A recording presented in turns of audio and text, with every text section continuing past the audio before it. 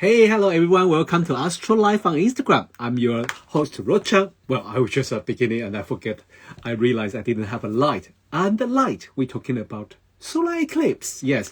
Tomorrow there will be a solar eclipse on 29-degree Aries. And that is definitely become a, topic in the astrology community and how we interpret the solar eclipse and from what angle. Some people say it's not big. Well, some people say, well, it's quite important. Well, I already talked about this topic with in several different occasions, like with Mandy and Marcus on YouTube. Also, last Friday with a whole group of mundane astrologer with Fernando and with Luisa and Lian. We talk about the mundane level.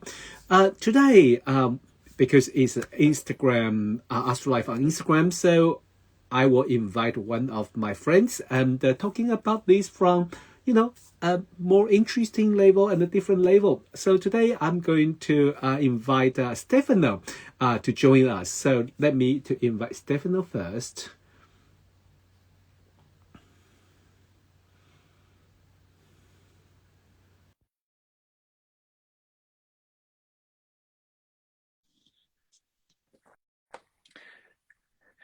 Okay, so we're talking about these solar eclipse and why we're waiting for Stefano is because he can jump in anytime. Well, it is very interesting because first things we know is this is a hi Stefano. Hello, how are you, Rod? Yeah, I'm very well. Thank you. And you? Yeah, everything is perfect. I like the picture behind you. It looks very nice. I like noticed it? I noticed the things like your recent podcast talking about solar eclipse. Yeah. So so this is our topic today. And also it's quite important. How do you feel at this moment? Do you sense that kind of a impulsive energy or? I think it's quite visible, Yeah. and we can also feel it all around. I mean, we look at the news, we are in this period of transition. We spoke about this in March when I was in the Monday Astrology room on YouTube, remember? Yeah. And I think it's happening, yeah. Yeah, I think well, let's say that because I think we all work on the whole chart, and every time we work with like a certain mundane themes, we are not just working with a one point, and that's we have to know. We have to tell this to our audience, and at this moment there are several different things. I mean, not only the Mars square Chiron, and Mars is kind of out of bound, and that is like a whole lot of things. Pluto moving into Aquarius. If you consider everything together, you just like, ooh, headache. Definitely, yes. Yeah. So, but I think for our audience, maybe that as a start from the simple approach. So this eclipse is happening at Aries 29-degree 50 minutes. So does that have a more like a specified impact or the area of life, or some certain people going to has face this more powerful impact with this solar eclipse? Well, obviously, one of the most important things is that we are now going to start transitioning into the Aries Libra polarity. And this is a new phase of the usual cycle of eclipse seasons, and that unfolds over roughly 18 years. So eclipses start going back into the polarity of Aries and Libra. And that's after 9 years, because the nodes come back into the same signs, but inverted every 9 years. A whole cycle of either the north or the south node takes 18 years. So this is the first, I think that could be our starting point. We start talking about a new energy coming in. But obviously what are eclipses about? They are lunations after all. As I always like to say, they can be extraordinary, but they can be nothing extraordinary. They can mean anything, they can mean nothing. It depends on many other factors, such as the aspects they make, such as the closeness to the nodes, for instance. That's very important. And this one is fairly close because the nodes are about to shift into the new sign polarity, so they are at the beginning of Taurus and Scorpio. Plus, this particular eclipse will be on what we call one of the anaretic degrees, 29 degrees of Aries. That's a bit of an unstable area, right? So what do you think, Rod? That's a bit of a signature. Yeah, I think it's interesting because I think for last couple months, every time when I chat with our friends, and I always notice this anaretic degree is activating from so many different Yeah. levels. So I even went back to check, I'm not really focused on the traditional astrology, but when it comes to certain term, you have to go back to see what does that mean. And some people means like it's a destroy degree, and some people just say it's kind of imbalance. But there is always an urgent about something, and it's like the manifestation of this 29 degree. I usually, very obviously, because it's kind of a what should I say? Well, using the modern way to interpret it, I think it's very interesting. It's like that the quality of this sign just burst out or just release it before it moved to another sign. It's like I just realized what's the word. I like the word clearance. Clearance, exactly. It's a time of clearing the house for something new to come in. I remember when in early 2021, when the whole chaos happened in Washington D.C. Mars was on an anaretic degree, and that was after a long time of it going retrograde. So it was just after the retrograde period, and we know how that raw Aries energy of Mars going retrograde in Aries actually affected those months from November, the US elections leading up to what happened in Washington in January, and then towards also the new inauguration of the new president. So anaretic degrees, that's just a small example I can use to just remind our viewers now, our audience, that anaretic degrees, and I find that anaretic degrees of cardinal signs can have that really impactful energy right into the world because of the nature of the cardinal signs themselves. And Aries being a very direct sign, at 29 Aries, if something major happens, whether it be an eclipse or a major conjunction or something astrological that activates that degree, there is some kind of crisis occurring.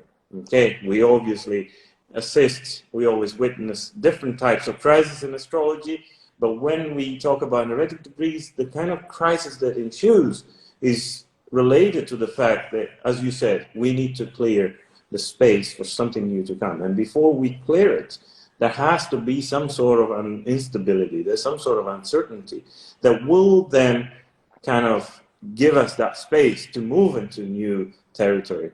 New territory, what will it be? Well, the next sign in general. But here we have a bit of a different situation because eclipses go backwards, right? Over the 18 years of that cycle, they go backwards. So this is an anaretic degree, obviously, of exit from Aries, from a typical tropical zodiacal point of view. But at the same time, it's a bit of a beginning because we are entering Aries again after 9 years, right? So that's a bit of a symbolic point of view. It might mean a lot, it might mean nothing, but I think from a purely symbolic point of view, that inverted view about the anaretic degree, 29 Aries, in this case, I think can give us a lot of understanding. We are moving into new territory, whichever way you see it. It's a hall of mirrors, right? We're entering Aries, we're exiting from Aries. We don't know. But something new will open up from now on towards the new seasons, eclipse seasons.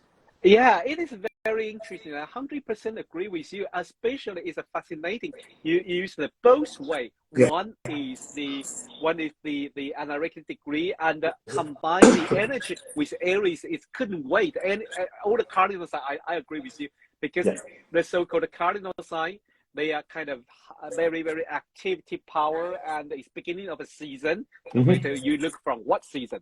So there's a sense of beginning, and I like your way to move it backward. is a lunar node, and in July we have a nodal axis change back Yeah. to the Aries and Libra sign, and that is also a new things, new beginning. Well, while we're here, I'm just like a change the subject. I will say hello to Alex and Sophia, our friend from Portugal. Hiya. Just say hello, yeah, because they say hello to us. Hello. Yeah, yeah. So that's come to the thing is about, because when we check the chart, if we necessary, I can show the chart. But when we check the chart, this eclipse, I mean, on the 20th of April, 2023, this eclipse have an interesting signature.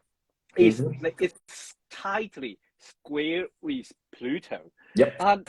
Your interpretation?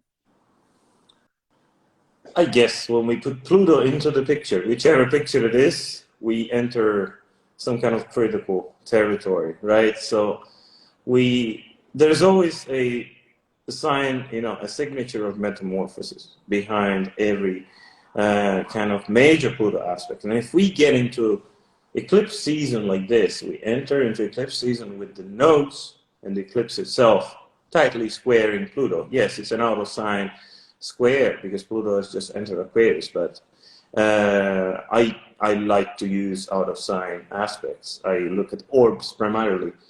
It is a square, so that Pluto influence will be significant, and it is quite interesting that this Pluto influence has been there for many centuries. Because if we look at the initial eclipse of this solar cycle, we are talking about Ceres 129, we can find a solar eclipse opposite Pluto. And that obviously, that signature is being carried through generations of eclipses which have grown into the Ceres cycle. That's a completely different chapter, but it's related to eclipses. I can quote Bernadette Brady, for instance. She did amazing work on eclipses and the Ceres cycles. There's a lot that we can still learn from that. There's a lot of research that still needs to be done. And there are some astrologers doing amazing work in that regard. And yes, so this Pluto signature right now, obviously, in my opinion, it can act as a trigger for the new Plutonian chapter that we are entering into, right? So Pluto's just entered Aquarius. It will go back to Capricorn. It will come back for good into Aquarius. But we are still trying, obviously. This is the very beginning of the new Pluto in Aquarius time or season, we can call it. We don't know anything about it. Really, we do not know anything about Pluto doing something until months or sometimes even a few years pass, right? So we remember what happened when Pluto entered Capricorn back in the days. Christine Skinner loves talking about that. She has done a lot of research on it, the banking crisis and all of that. Yeah, but we didn't know much at the beginning. We couldn't see the full picture. Now, maybe this eclipse arriving very close to the actual entrance of Pluto to Aquarius will help us understand a little bit faster what is going to be happening, right? Do you agree, bro? Yes, 100%, because I will see this first. It is it definitely, I don't want to say coincidence, but it is definitely a sign to help us understand a little bit more about the Pluto in Aquarius.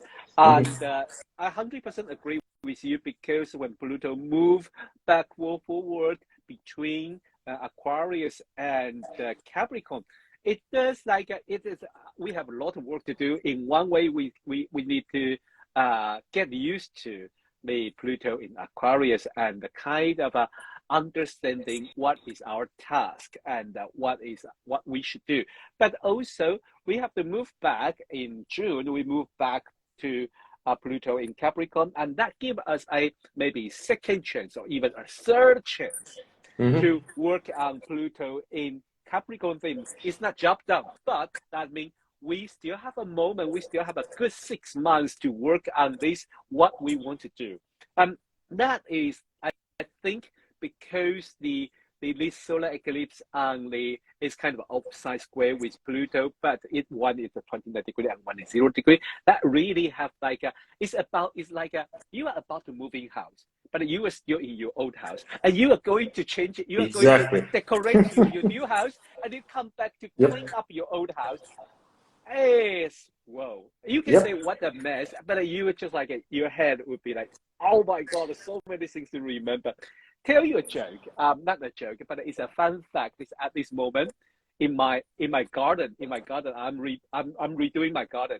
So take down everything and take down the lawn, take down the old patio, and trying to do it.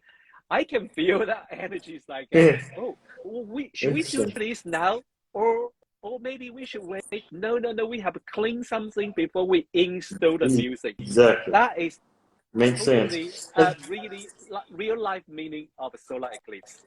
And think about the fact, like, let's imagine a little bit now. If those planets, the slow planets like Pluto, were to do all their sign transitions all at once, like this, boom, it's done, put in Aquarius, how dramatic that would be. I want to believe and see this in a certain way, that somehow nature has provided this movement in a certain way. It makes these transitions happen in a certain way with those planets because of the intensity and the depth of their transformation. Obviously, Pluto transits, sometimes they're not visible. You don't really know what's happening there until you actually see the effects coming up to the surface after a while. But think about a fast transition every time, everything direct. That will be quite brutal. So maybe let's be imaginative in this case and say, well, it's probably good. It's exactly what we need. We don't want to leave Pluto and Capricorn behind. We need a little bit of that still, because that transition takes time. As we said at the beginning, it's about clearing the house. It's about cleaning up. And Pluto and Capricorn has coincided with a long period of a very tough battle against the establishment. We all know this. And we can see how the banking system, with the combination of Saturn going into Pisces and Pluto somehow wanting to leave Capricorn and actually leaving it for a little bit, but somehow the heavens know that he's going to be back. The banking system again is shaking. So is that Saturnian archetype that is really, really under stress right now? Yeah. I also I'm a big fan of solar circles. I would definitely circle back to solar circle, but I'd like to focus on the current solar eclipse for next maybe couple minutes. One thing I think both you and I have just talked about is about the path of this solar eclipse. One question: some astrologer more likely follow the traditional rule. They believe that eclipses are only activity or only has impact in the area where you can see it. And how about you? Would you stand with this point, or you believe another way around? Well, if that was the case, when you get an eclipse on, let's say, one of your luminaries or on the ascendant, so part of the chart gets eclipsed, and you're on the other side of the world, let's say it's a partial eclipse, so the shadow path is close to either pole, then you wouldn't feel anything. But we know how transformative eclipses can be, especially when you look at the triggers of the eclipse in the future, sometimes even in the past. I've done some research. The planet kind of anticipates the arrival, kind of heralds the arrival of an eclipse. So I tend to disagree with that, but obviously in this particular area of astrology, there has to be done a lot more research at the moment. But I do believe, according to the evidence so far, that an eclipse obviously shows its effects to people and organizations that are placed outside of that shadow path. Also because that shadow path sometimes is not hitting anything, any land. And I would say most of humanity lives on land. So if we stood with that viewpoint, then it wouldn't make even much sense to talk about eclipses. However, in the past, I've done some research on the shadow path crossing certain fault lines from a geological point of view. I'm talking about geology here. Crossing some fault lines and then casting a chart for example, a specific point where a shadow path crosses a fault line okay, or the end of a shadow path, because there's a beginning and the end. When that chart gets activated in the future, either through progressions or through transits, then there tends to be seismic activity, there tends to be volcanic activity. That's also another major point of research that has to be explored. We can't foresee the full picture. I think it's good to keep an open mind in astrology. A lot of people in astrology, and everyone can do what they want, but I think that there's a lot of dogmatic belief in astrology, which is something at this day and age we should fight against, because it is good to stick to the research and say, this might make sense, but we need to verify that. One of the reasons why I say I don't necessarily believe that an eclipse is solely active on the shadow path is because eclipses tend to activate charts anywhere in the world if they make sense for it. Let's say it falls on a planet, it falls on an angle, it is significant, right? So I think I stay the same view as you, because I'm a big fan about the eclipses, and I done quite a lot of research for last 20 years or something. But it's like, I agree that the event can be activated when the solar eclipse is not visible in that area, and this is very interesting. So I think I'd like how about we have a quick share with our audience about this eclipse path on the computer, so you can talk about your view. All right. yeah. So basically, if we check the computer, and you will see this solar eclipse, basically this time is visible in Southeast Asia, where the main path is go to the North Australia and Indonesia, but basically nearly whole Australia, and also Southeast Asia. The north, you can go into Taiwan, Hong Kong, South China, and I think maybe South Japan can see a tiny bit. A tiny bit, Yeah, just a tiny bit. Yes. So I think you're talking about this Southeast Asia area, and I think consider with what we heard about at this moment. Well, I mean, China is not very quiet at this moment. They are quite active. Oh, yeah. Yep. There's several reasons we can see there, right? If you move that picture downwards, audience can see also the mid-heaven lines, because the moment of exact conjunction coincides with the basically that line, the sun and moon lines actually cross Beijing. That's basically Eastern China, and that's quite interesting. Also, because the shadow path crosses that area, and this is obviously due to the geometry involved. So where the shadow path is, then you get the lines of conjunction between sun and moon. But yes, as you said, the focus on Asia, on the Far East, and I would add there's a strong focus on Southeast Asia as well. And probably Australia gets affected there in that picture. It's quite strong. This doesn't necessarily mean that when the eclipse occurs, then something happens straight away. One should monitor subsequent passages of Mars, and there is something else also we should mention. When the eclipse falls behind the nodal axis, then everyone either looks at the mean or the true nodal axis, but the difference is not that big generally. Then the nodal axis obviously will regress onto the eclipse degree. And if we track it for this year, the true and the mean nodal axis will be in the anaretic degree in July. So that's another major trigger, for instance. And it's not a planet, but it's the nodal axis, right? It is very interesting, because this is a little bit what should I say, I would like to share. When I study astrology, I really just like have a kind of a view, like I only focus on planet. Oh, those things are not planets. I just like, take it a little bit more lightweight, until really when I really do the research on the, especially financial astrology, I just realized that, oh my God, there's a nodal axis, although is not a physical body, but they are very, very interesting. They are tricky. They are really tricky. Definitely. So we talk about, I think I don't want to let you go without talking about the solar cycle. I mean, more and more astrologers are aware about the solar cycle by the influence of Dr. Brandy. Brandy, I adore her. She's my goddess. She is the goddess. Yeah. So, solar eclipse, they are basically, I think, please correct me, but basically every 18 years, the solar eclipse is like falling in a similar degree, 1 month and a couple days.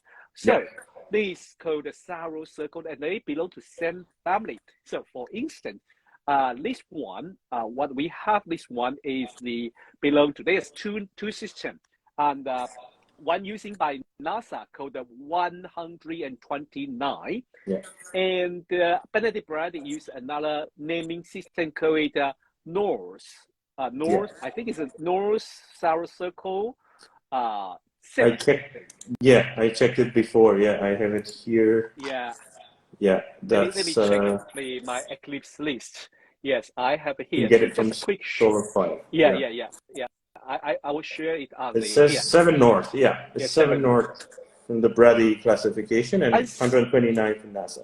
Yeah, and it's very interesting. I find her way is so innovative. She went back to the birth of this series, and that's what you talking about it with me before about in the 1103. This solar eclipse was beginning at 1103, and tell us your discovery.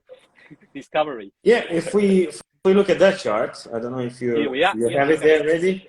It's this eclipse. We have this 1103, October the 2nd, 1103 eclipse at 15 Libra, opposite Pluto at the end of 14 degrees of Aries. So that's kind of a tidal position. And again, we have the same theme that comes back, the Plutonian theme. That doesn't necessarily mean that every solar eclipse of this Solar series is actually a Plutonian one, but the beginning, as Bernadette Brady explains in her works, is like a signature of the whole Saros series. And these series eventually fade into another series of, a group of final partial eclipses on the other side of the globe, with the shadow paths becoming smaller and smaller, getting closer to the pole.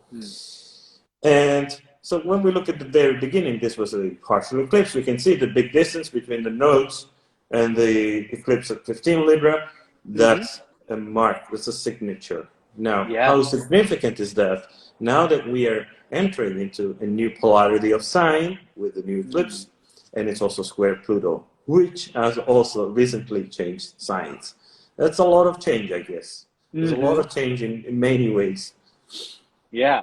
Well, last, I think not before we say goodbye, I mean, not yet, but I think we probably should talk about the active of this solar eclipse, because it's not just one day.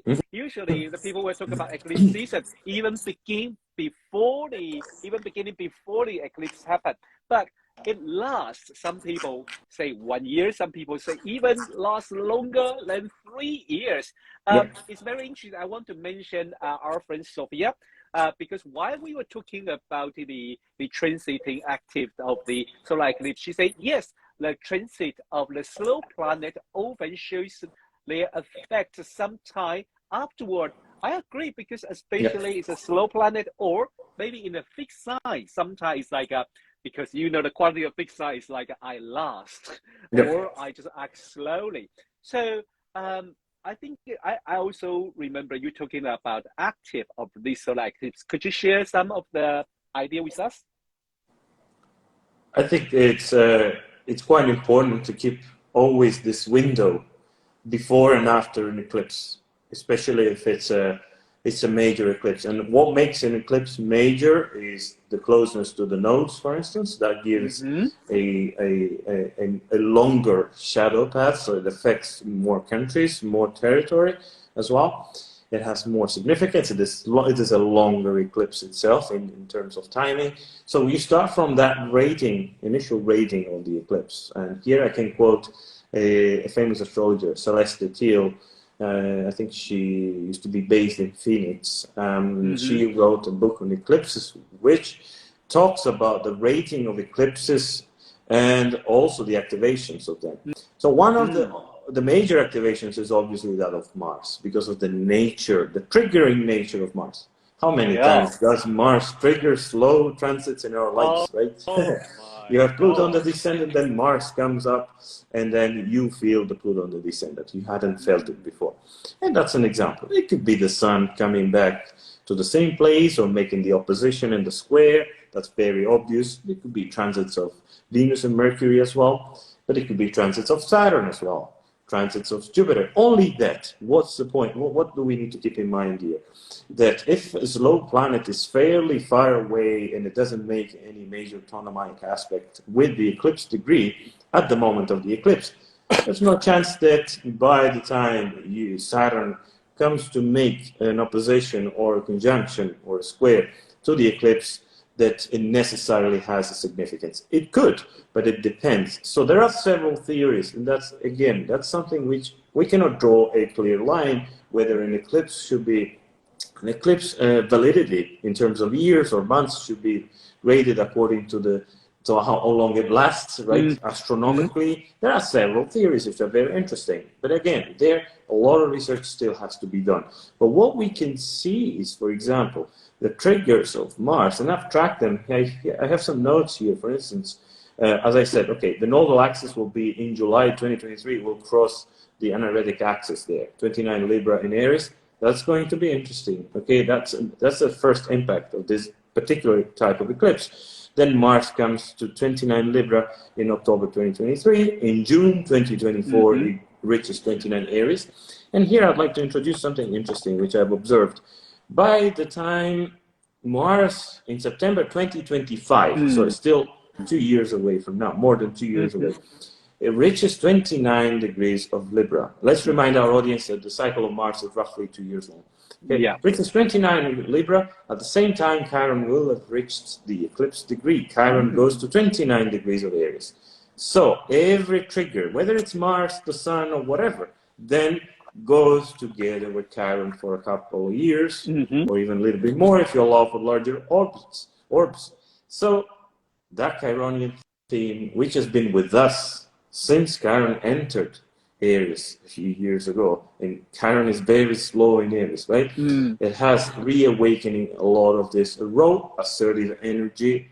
I guess there's also part of this eclipse, and we can see that in the midpoint trees of this particular eclipse chart, the eclipse that we're going to have tonight, carries this idea of healing, assertive patterns about assertiveness on a global level. It's all this Mars Aries energy that needs to be rebalanced. Yeah. Well, I really enjoy this, and it's fascinating. Why are you talking? I can't resist to take a ephemeris out again. What are you talking about? Oh yeah, follow it. You know, this is astrologer's nature.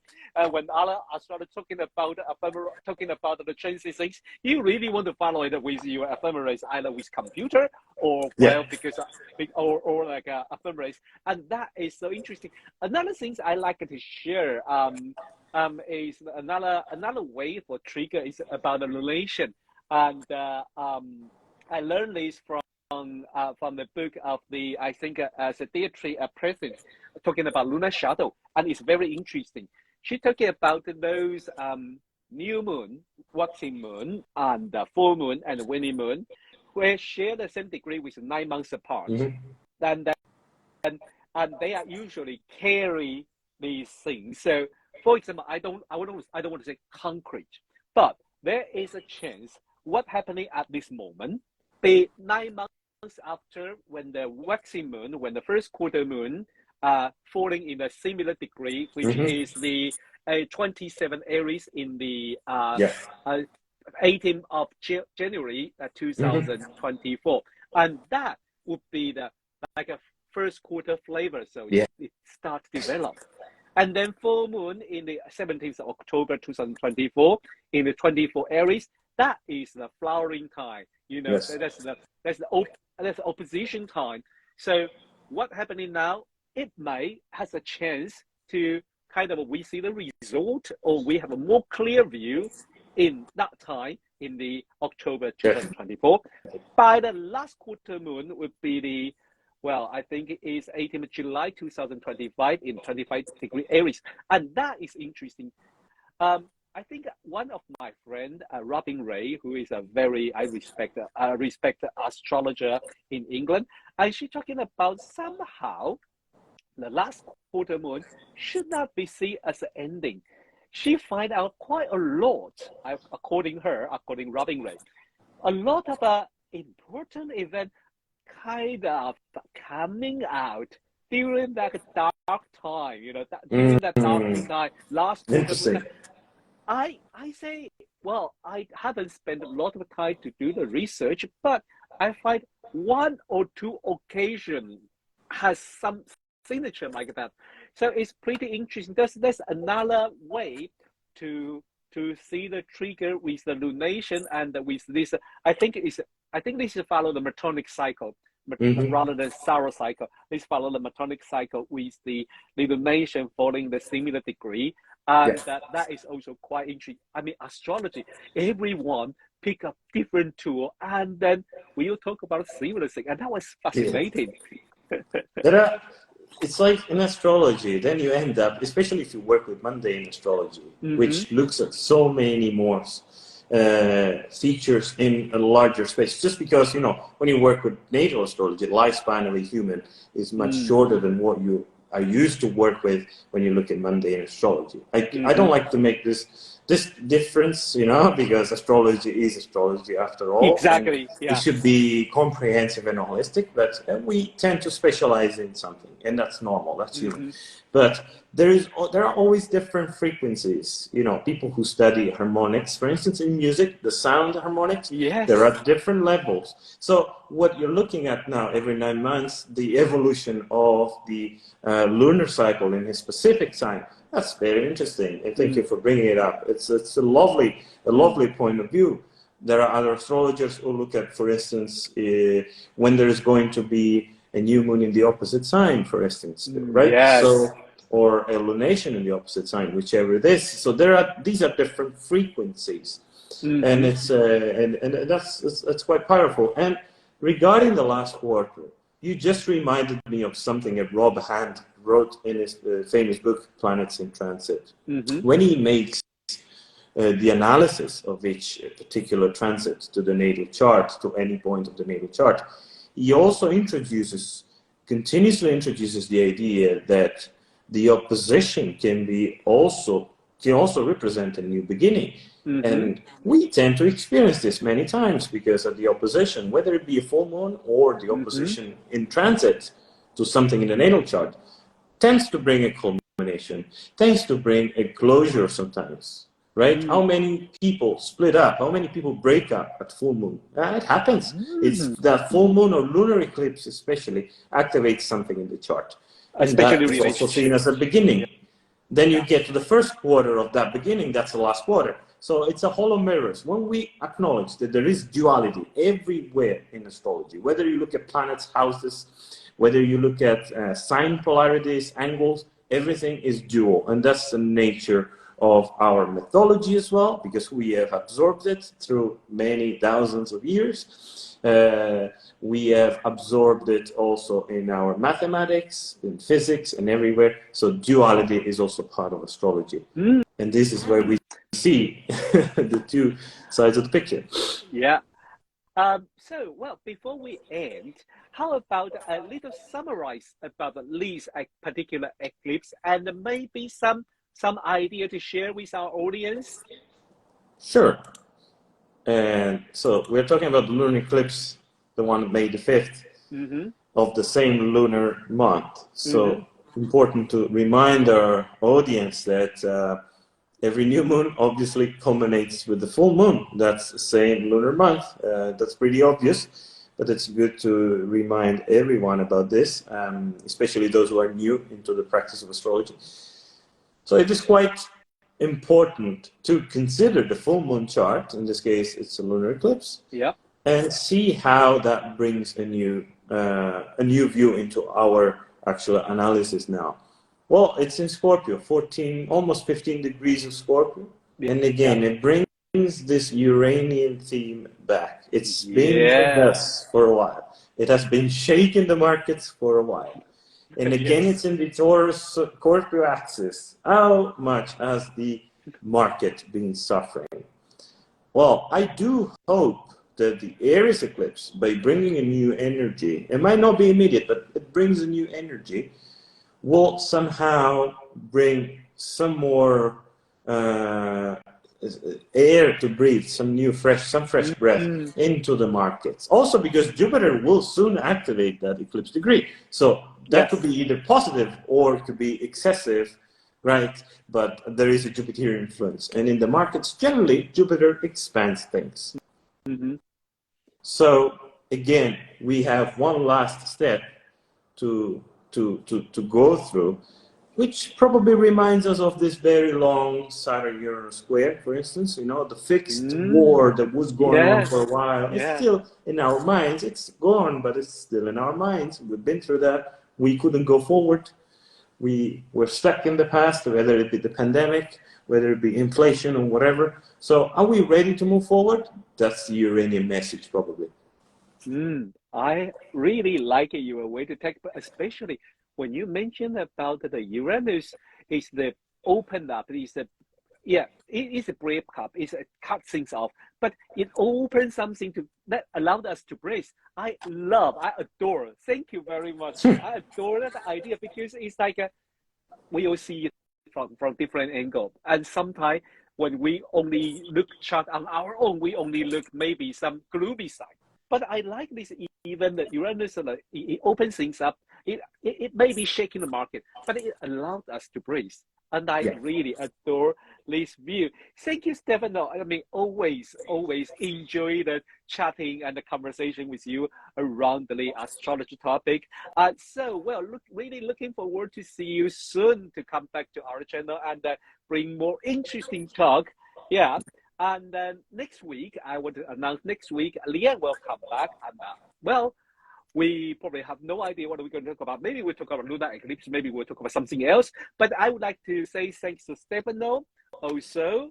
Thank you, Rod. Thanks to all our friends who joined us today, especially a few of our new friends with Sophia, with Alex. And I'm really just get some idea. I need to invite them to come to this channel too, because as they are on Instagram, and that would be so interesting to have a different astrologer from different place to join us then. Okay, thanks, Stefano. And so see you next time. Bye. Thank you very much, Rod. Thank you. Bye.